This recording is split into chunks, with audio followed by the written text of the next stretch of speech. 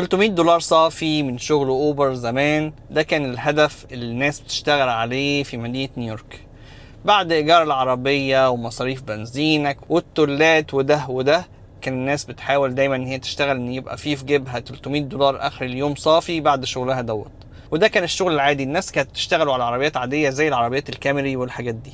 غير بقى ان كان التاكسي وقتها بيعمل فلوس اكتر. ايامها كان بيشتغل بعربيات كبيرة فخمة زي الشافي سبربان وزي الاسكليد وزي الحاجات ديت، كان بيبقى عنده فرص اكتر ان هو يعمل فلوس كتيرة صافية في جيبه غير دلوقتي. كانت $1000 في الوقت دوت للناس ديت ما كانتش صعبة. القصة ديت اتغيرت طبعا مع الوقت. وقتها ما كانش فيه قيود كتيرة موجودة على التطبيق للسواقين، وكان الدنيا سهلة، وكان مطلوب سواقين كتير عشان يغطوا الطلب العالي اللي موجود جوه المدينة. والناس كانتش بتشتغل جوه المدينة بس، انت لما تطلع بره المدينة في اي حتة بتلاقي شغل ترجع بيه او تشتغل بيه في المنطقة اللي هتروحها.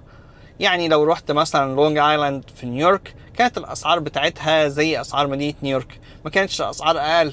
فبالتالي لو خدت شغلانه ونزلتها هناك بتكمل شغل عادي جدا كانك جوه المدينه، وكان بيبقى فيه شغل كمان فيها.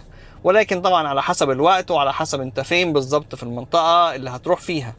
ولو جات لك شغلانه كنتيكت ممكن كنت تشتغل فيها عادي جدا، ما كانش التطبيق بيتقفل ولا كان عندك اي مشكله في اي حاجه خالص. الوقت دوت كان فيه مشكلة دايما بتبقى موجودة في الصيف، لأن كان الشغل بيبقى نادر جدا في المدينة في الوقت دوت. ولكن أنا مثلا من الناس اللي بدأت أشتغل واكتشفت فجأة إن ممكن أشتغل في الصيف في لونج آيلاند نيويورك، واللي كان بيبقى فيها زحمة أكتر وطلبات أكتر عشان الصيف والشط والبحر والحاجات ديت. كانت الناس بتطلب من كل حتة وكان في شغل كتير جدا موجود فيها، فما كانش عندك أزمة أصلا.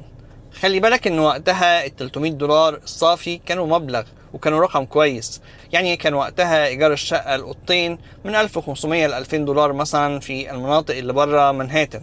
فكانت الدنيا لطيفة في اماكن كويسة، يعني مش اماكن وحشة كمان. ايه اللي اتغير بقى وخلى دلوقتي السواقين بيعانوا عشان يعملوا فلوس؟ بقى الصافي بتاع الدخل بتاعهم اقل والفلوس اللي بتخش جيبهم اقل بكتير. الحقيقة المشكلة الرئيسية ان اوبر دلوقتي بقى عندها سواقين كتير جدا اكتر من الطلب بتاعها. يعني المشكلة اللي كانت عندهم زمان من نقص السواقين ما عادتش موجودة. مش بس كده، دلوقتي كل الشركات بتحاول تستثمر في الذكاء الاصطناعي والعربيات اللي هي السيلف درايفنج ديت، ويحطوا فيها اي فلوس واي حاجة عشان يشغلوها، عشان يبقاش محتاجين لاي سواق بعد كده. فانت لو شغلك الرئيسي الشغل بتاع اوبر بس والليموزين والحاجات اللي زي كده، خلي بالك ان المستقبل قد يكون ليس جميلا في الشغل بالنسبة لك. مهم ان انت من النهاردة مش من بكرة تبدأ تشوف ايه الوظائف التانية اللي ممكن تبقى مناسبة مع المستقبل، وتقدر انت تتعلمها بكل سهولة.